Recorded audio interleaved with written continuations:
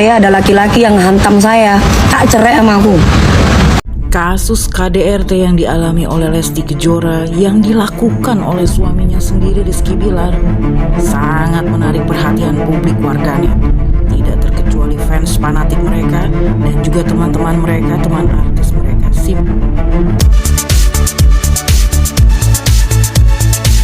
Kasus ini semakin ramai setelah Lesti Kejora mencabut laporannya di Polres Metro Jakarta Selatan atas tuduhan KDRT yang dilakukan oleh suaminya sendiri.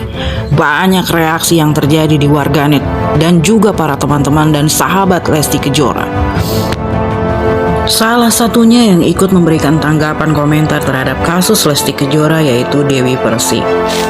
Namun komentar yang diucapkan oleh Dewi Persik mendapat reaksi keras dari fans fanatik Lesti dan Bilar bahwa apa yang diucapkan Dewi Persik dianggap ikut campur terlalu jauh terhadap urusan Lesti dan Bilar. Sampai pada akhirnya perdebatan pun tak terelakkan antara fans fanatik Lesti dan Bilar dan juga Dewi Persik, di mana para fans Lesti dan Bilar menyerang Dewi Persik di akun media sosial Dewi Persik. So-soan akun-akun bodong pura-pura ngedukung, ngejatuhin gue lo. Kenapa walaupun gue janda? Gak apa-apa gue janda, yang penting gue gak dipukulin, gak digebukin sama laki, mau apa lo? Dan akhirnya Dewi Persik pun meradang emosi atas apa yang dilakukan oleh para fans Lesti dan Bilar.